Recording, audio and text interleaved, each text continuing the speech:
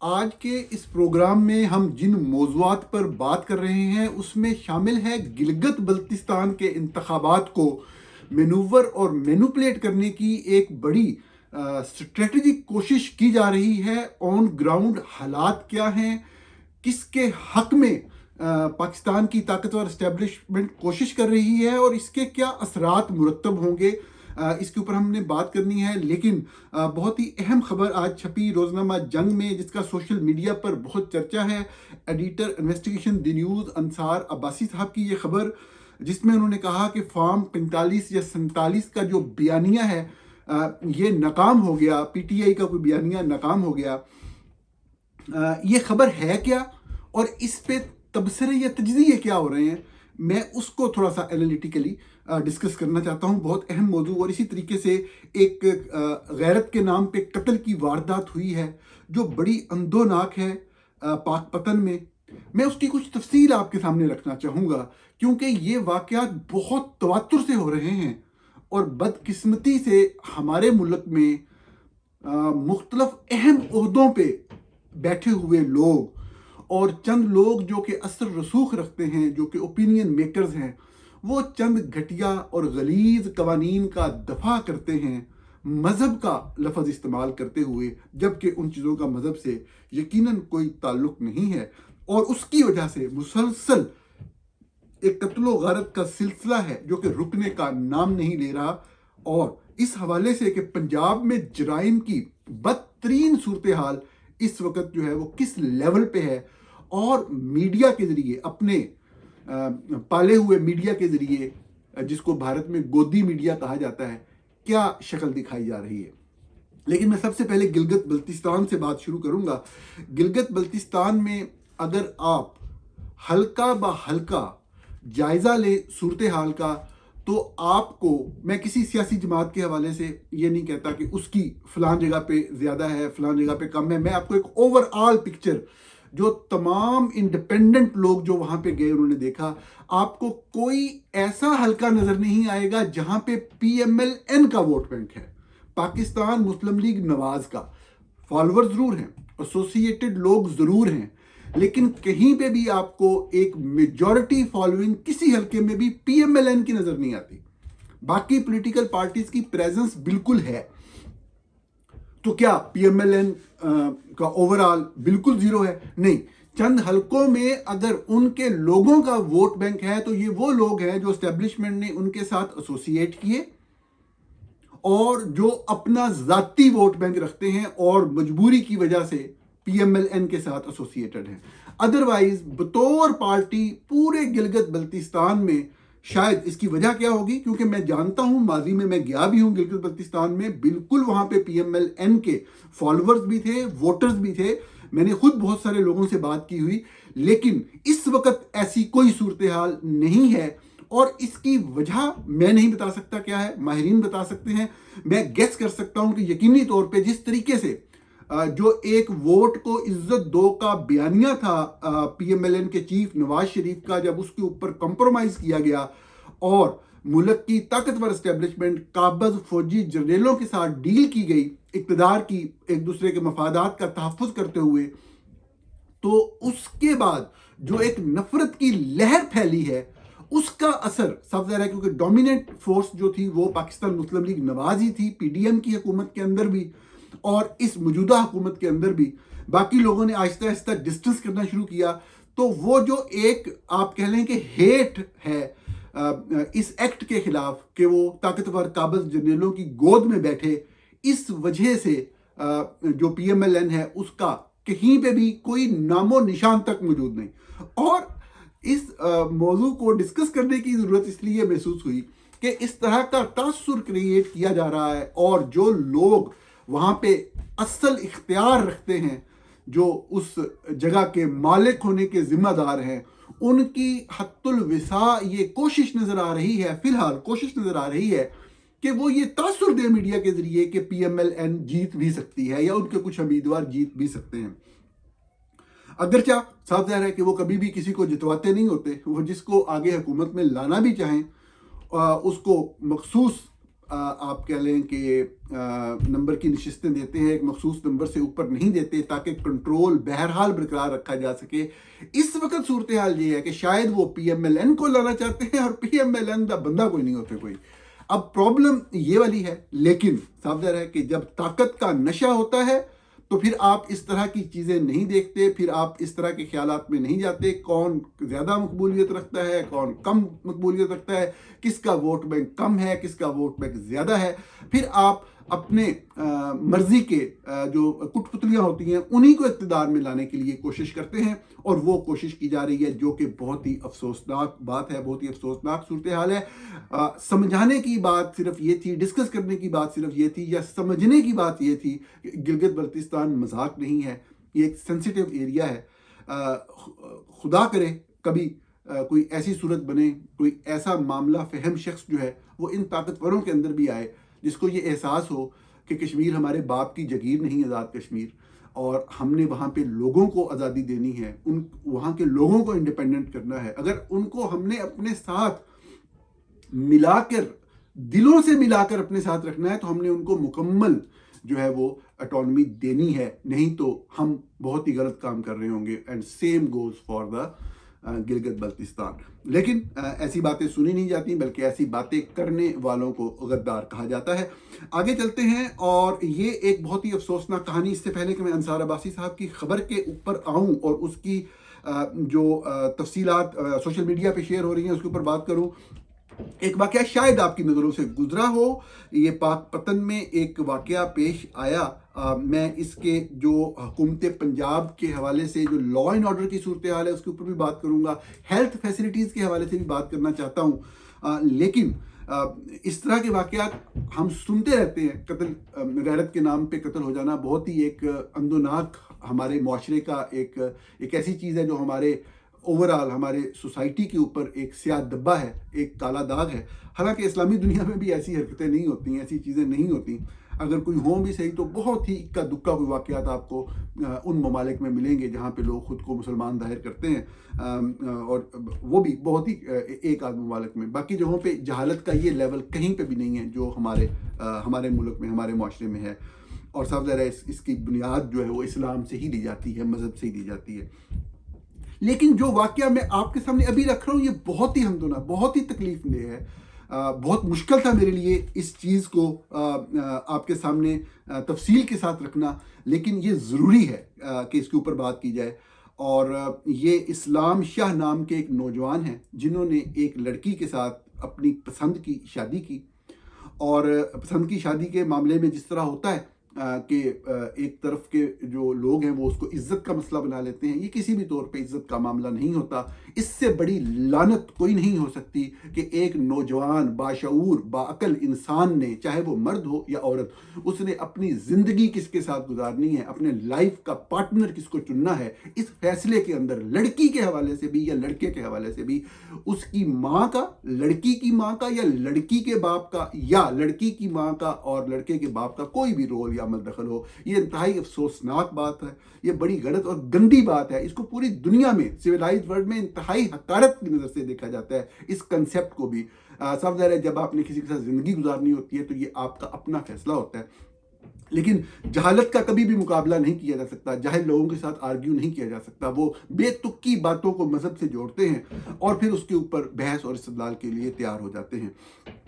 ایک طرف تو وہ جو چھوٹی عمر کی بچی ہے اس کی شادی کے قائل ہوتے ہیں، اور دوسری طرف وہ بضد ہوتے ہیں کہ جب کسی لڑکی نے شادی کر لی تو پھر اس کے بعد جو ہے وہ شادی جو ہے وہ کرے بھی اپنے والدین کی مرضی سے، اس کے بغیر وہ کر نہیں سکتی. اور جو شرعی طور پہ کوئی ایک الفاظ استعمال کرتے ہیں کہ ولی کا لفظ ہے کہ وہ ہونا ضروری ہے، نہیں تو وہ بچی شادی نہیں کر سکتی.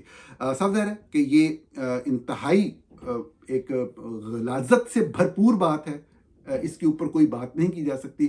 بچوں کی تربیت کرنے کے اوپر کوئی پرابلم نہیں ہے. بچوں کو بالکل، اگر آپ کا ایک اسکول آف تھاٹ ہے، آپ ایک مذہب کے فالوور ہیں، آپ بالکل بچوں کو پروان چڑھائیں، پرورش کریں، ان کو جو سکھانا چاہتے ہیں آپ سکھائیں. ان کو آپ اپنے مذہب کے عقائد بتانا چاہتے ہیں بتائیں، ان کو اچھے برے کی تمیز تفریق بتائیں، بالکل سب کچھ کریں. لیکن یہ آپ کا کام نہیں ہوتا کہ آپ کے بچے جب بڑے ہوں، جب اڈلٹ ہوں، اس سے پہلے تو شادی کر بھی نہیں سکتے، جب وہ اڈلٹ ہوں تو وہ شادی بھی آپ کی مرضی سے کریں. اس سے بڑی گھٹیا بات کوئی بھی جو ہے وہ سوچی نہیں کی جا سکتی, تصور نہیں کی جا سکتی. لیکن ہمارے معاشرے میں رہنے والے لوگوں کا ایسی باتوں کو سننا ہی جو ہے بلکہ یقینی طور پہ ایسی بات کرنے والے کو الٹا جاہل کہا جاتا ہے. یہ نہیں دیکھا جاتا کہ آگے نظام, سسٹم, معاشرہ کس طرح سے تباہ ہو رہا ہے. خیر, یہ اسلام شاہ ہیں, انہوں نے پسند کی, شادی کی. جو لڑکی کے سائیڈ والے لوگ ہیں, میں نام جان بوجھ کے نہیں لے رہا میں, لیکن یہ آپ کو شیئر کر دوں گا جو ایف آئی آر ہے اس کی ڈسکرپشن میں کسی لنک کی صورت میں, تو آپ دیکھیے گا اس کو, یا میں ٹویٹ کر دوں گا, ٹویٹر پہ دیکھیے گا, ایکس پہ دیکھ لیجیے گا اس کو. ٹویٹ آلریڈی بھی کچھ لوگوں نے کیا, میں وہ ٹویٹ شیئر کر دوں گا ڈسکرپشن کے اندر اس ویڈیو کی, آپ وہاں سے دیکھ سکتے ہیں. لیکن ان تمام چیزوں کی میں نے تصدیق کی ہے. اور اس واقعے میں پہلے ہوتا کیا ہے کہ لڑکی والے جو ہیں وہ رابطہ کر کے, جب ان کو پتہ لگتا ہے کہ ہم ایکسیس نہیں کر سکتے, تو وہ بہلاتے پسلاتے ہیں, باتوں میں لا کر صلح کا تاثر دیتے ہیں تاکہ کانٹیکٹ اسٹیبلش ہو. اور جب, کیونکہ یہ بڑی عزت کا مسئلہ ہوتا ہے کہ لڑکی نکاح کر لیا. دیکھیں, یہ لعنت اس لیے میں کہتا ہوں یہ بہت بڑی ہے اس معاشرے کے اوپر, کہ اس معاشرے میں ایک طرف نکاح کی بات کرتے ہیں اور لڑکے یا لڑکی کے تعلق کو, باہمی تعلق کو یا جسمانی تعلق کو, اگر میں کھل کے بات کروں, بہت بڑا گناہ سمجھتے ہیں. اور اس سے بڑا گناہ نکاح کو سمجھتے ہیں. اگر آپ بات غور سے سنیں گے تو اس کے علاوہ کوئی بات نہیں, کہ اس غلیظ ترین قوم کے لیے نکاح سے بڑا جرم کوئی نہیں ہے. اگر آپ اس پورے واقعے کو, یا اس طرح کے جتنے واقعات کو آپ دیکھ لیں, کیونکہ دفاع کرنے والے لوگ جو فوراً مل کے آ کے بیٹھتے ہیں, یہ ساری سوچ جنم ہی وہاں سے لیتی ہے کہ کسی لڑکی یا لڑکے نے کہاں یا کس کے ساتھ شادی کرنی ہے. اس فیصلے میں عمل دخل ہوگا اس کے پیرنٹس کا. یہ وہ بنیاد ہے جس سے یہ ساری برائی کی جڑ جنم لیتی ہے, جس میں کہنے کو وہ ایک تعلق کو گناہ کہتے ہیں, اور پھر اگر کوئی نکاح بھی کر لے تو اس کو بھی جرم کہا جاتا ہے. اب یہ طریقہ کار ہوتا ہے. اسی طریقے یہ طریقہ کار یہاں پہ اپنایا گیا. لڑکی کے والدین نے رابطہ کیا, 1-2 میٹنگز ہوئی, کھانا شانا کھایا گیا, لیکن وہ صرف اس کی لوکیشن کو آئیڈینٹیفائی کرنا چاہ رہے تھے. اور پھر لڑکی کے گھر والوں نے باقاعدہ حملہ کیا رات کے وقت اس گھر میں, جو کہ اسلام شاہ کا نوجوان لڑکا ہے. اگر آپ اس کی تصویر دیکھ سکیں, جو میں لنک شیئر کروں گا ڈسکرپشن میں اس کے اندر, تو اس کو 3 مختلف لوگ ہیں لڑکی کے فیملی کے, وہ آ کے, تینوں لوگوں کے پاس اسلحہ ہے, پستول ہیں, وہ گولیاں چلاتے ہیں, اسٹریٹ اس لڑکے کو گولی مارتے ہیں اور لڑکی کو لے کر جانے لگتے ہیں, اس کو کڈنیپ کرتے ہیں وہاں پہ, جو کہ اس گھر میں نکاح کر کے رہ رہی ہے. جب کچھ موقع پہ موجود جو ہیں لوگ, وہ پہنچ جاتے ہیں, وہ انٹروین کرنے کی کوشش کرتے ہیں, اور جب ان کو پتہ لگتا ہے کہ ہم لڑکی کو شاید نہ لے جا سکیں, تو یہ دیکھیں, یہ ظلم کی یہ انتہا دیکھیں آپ. یہ باپ ہے, بھائی ہے, یہ اس کی فیملی کے لوگ ہیں لڑکی کے, وہ اس کو لٹا کے اس کے جسم کے ٹکڑے کرنے کی کوشش کرتے ہیں, اس کے بازو اور اس کی ٹانگیں کاٹنے کی کوشش کرتے ہیں, اس کے بازوؤں پر کلہاڑی کے وار کرتے ہیں. وہ لڑکی چیختی ہے کہ میں پریگننٹ ہوں, میں امید سے ہوں, میرے پیٹ میں بچہ ہے. اس کے باوجود اس پہ تشدد کیا جاتا ہے, اس کی طرف بھی فائر کیا جاتا ہے, اس کا بچہ اس کے پیٹ میں مر جاتا ہے. وہ اور یہ اس سارے واقعے کے بعد دیکھیں, چونکہ لوگ اکٹھے ہوتے ہیں تو ان کو بھاگنا پڑتا ہے, وہ وہاں سے چلے جاتے ہیں. اس واقعے کی اگلی صورت یہ ہے کہ اب جو لڑکے کا والد ہے وہ بھی زخمی ہے, لڑکی کی والدہ بھی زخمی ہے, ان کو بھی کلاڑیوں کے وار ہوئے ہیں, گولیاں انہوں نے صرف ان میاں بیوی پہ چلائیں, بیوی سروائیو کر گئی. اب یہ ہے کہ وہ سب لوگ جو لے کے ہسپتال جانے کے لیے اٹھاتے ہیں, اور پنجاب کے مثالی صوبے کے اندر, جہاں پہ شریف فیملی کی پچھلے 50 سال سے حکومت ہے, وہاں پہ کوئی ایسی میڈیکل فیسلٹی نہیں جہاں پہ ان لوگوں کا علاج ہو سکے پاک پتن شہر کے اندر. اور پھر ان کو ریکمینڈ, باقاعدہ ریفر کیا جاتا ہے. یہ بات اگر آپ دیکھیں گے ایف آئی آر, اس کے اندر لکھی ہوئی ہے. یہ پنجاب ہے, یہ مثالی پنجاب ہے, یہ لیگزنبرگ ہے, یہ یورپ ہے جو پاکستان کا, جس کو یورپ کہا جاتا ہے, کہ وہاں پہ وہ فیسلٹیز نہیں ہیں پاک پتن جیسے شہر کے اندر, کہ وہ پھر ساہیوال ریفر کیا جاتا ہے. ساہیوال لے کے جا رہے ہوتے ہیں تو اسلام شاہ کی جو ہے موت واقع ہو جاتی ہے رستے میں. اور جو تحصیل ہیڈ کوارٹر ہاسپٹل ہے اس کا ساہیوال کا, وہاں پہ یہ جو بچی ہے وہ اپنے مطلب جہاں پہ وہ بیاہی گئی انہی لوگوں کے ساتھ کے حوالے سے, ان کی تحویل میں ان کے پاس ہے, اور وہ ہسپتال میں داخل ہے. وہ باقی لوگ چلے گئے ہیں.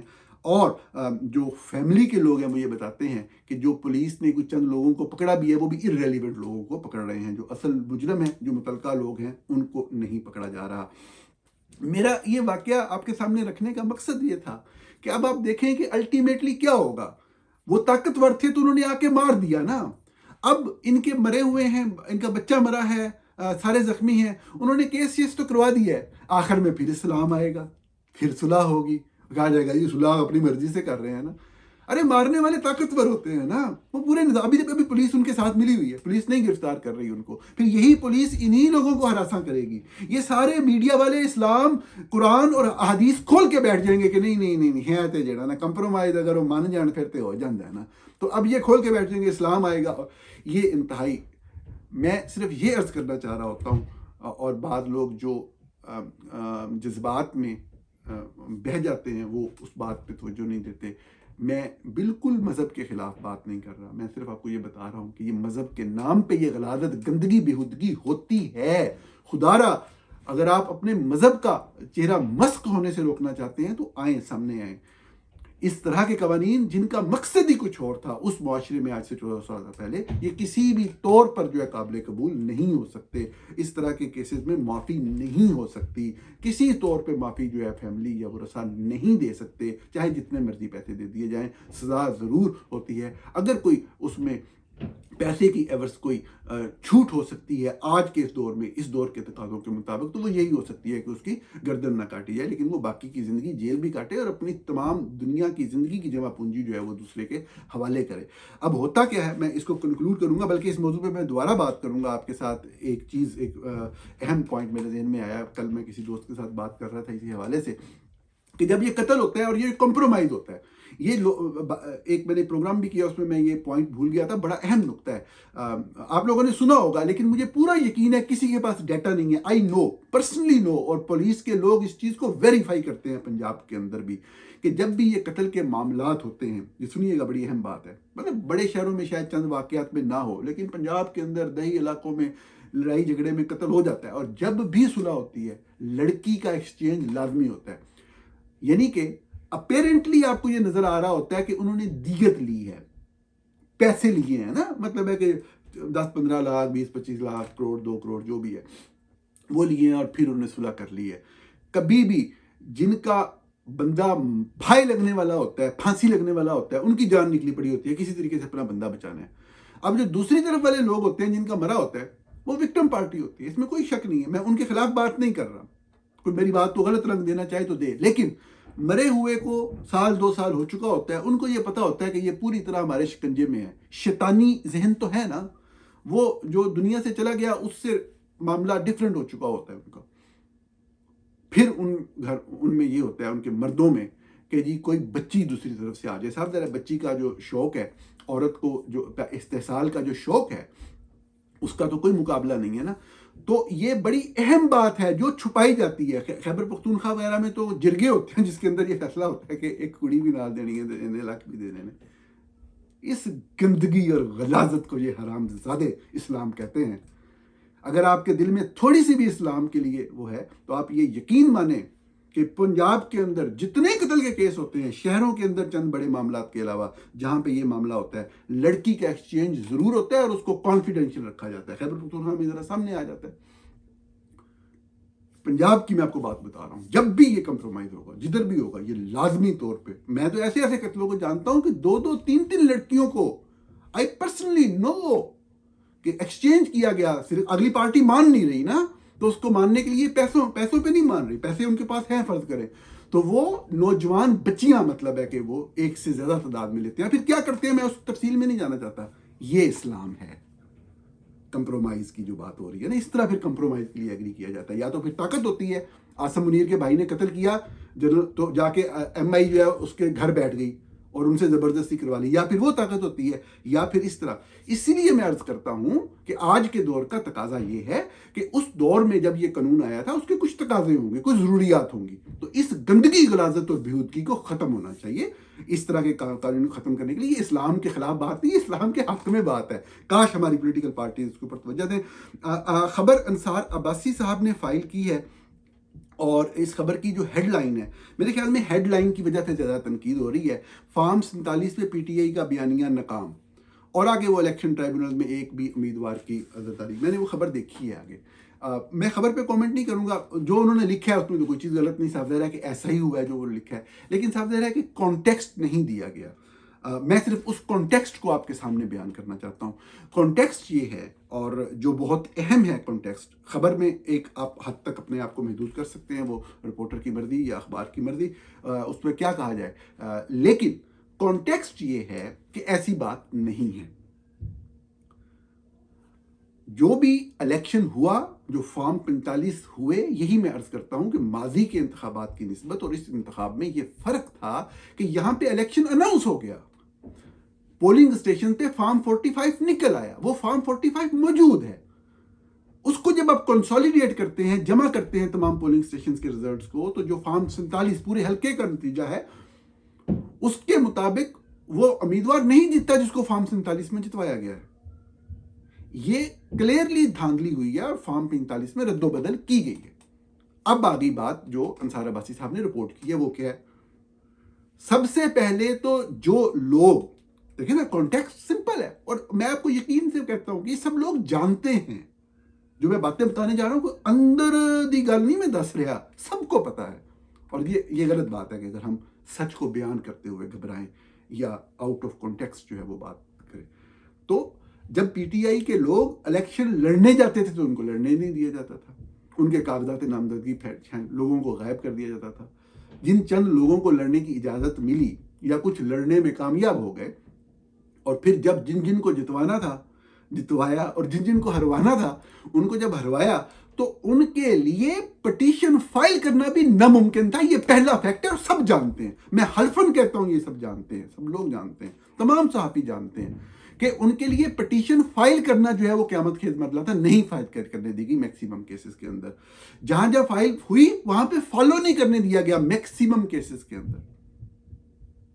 جہاں پہ فالو کرنے کے بعد آگے معاملہ چلا، مطلب جس طرح اسلام آباد ہے وہاں پہ ناممکن تھا کہ آپ سب کو غائب کر دیں پکڑ کے نا، تو اب جب چلا، جسٹس طارق محمود جہانگیری جو ہیں وہ اس کو پورے سسٹم کو دیکھ رہے ہیں اور وہ فورینزک آرڈر کر رہے ہیں، فوری طور پہ پورا نظام الٹ پلٹ ہو گیا، آئینوں میں ترمیمیں ہو گئی، قانون بدل گئے۔ تو خیر ہمیں مذاق نہیں کرنا چاہیے، میں سمجھتا ہوں صحافت کے ساتھ مذاق بالکل نہیں ہونا چاہیے، یہ ایک سچی بات ہے۔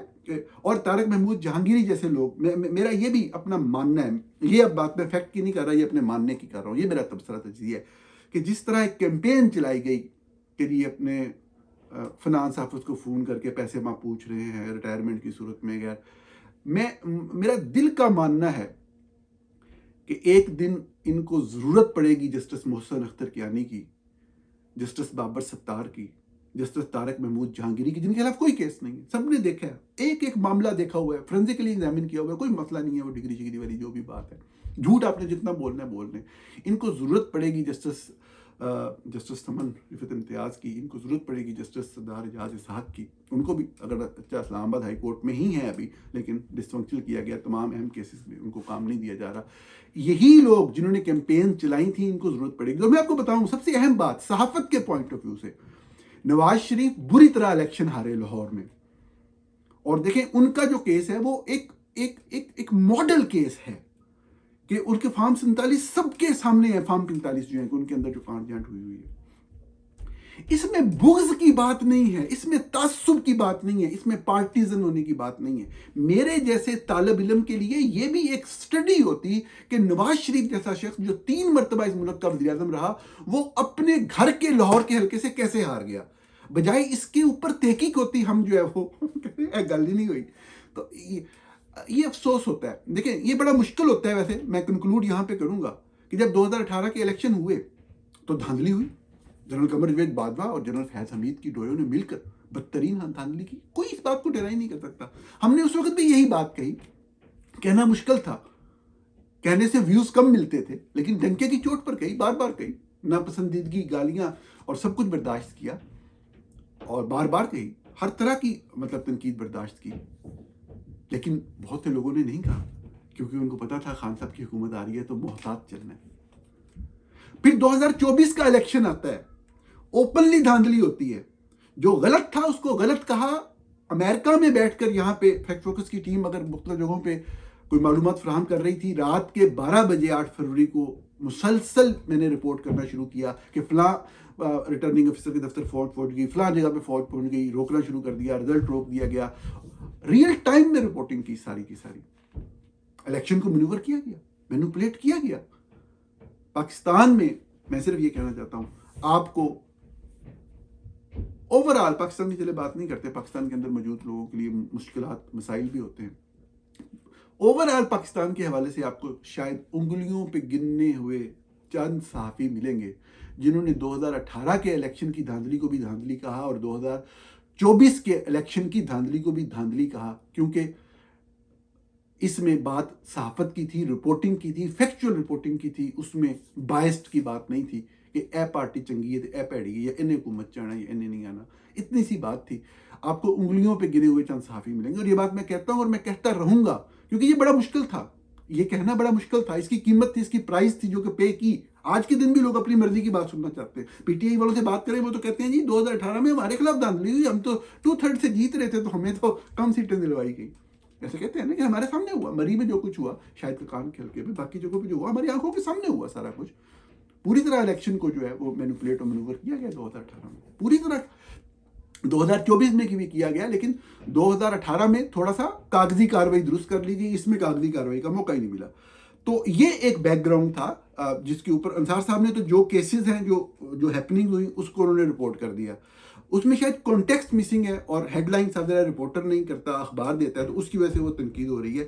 لیکن اوور آل کانٹیکسٹ اس ساری بات کا یہ تھا. یہ تاریخ کی درستگی یہ بھی فرض ہوتا ہے، یہ آپ کے سامنے رکھا. ناظرین، پروگرام دیکھنے کا بہت شکریہ اور آپ سے اس حوالے سے بات ہوتی رہے گی.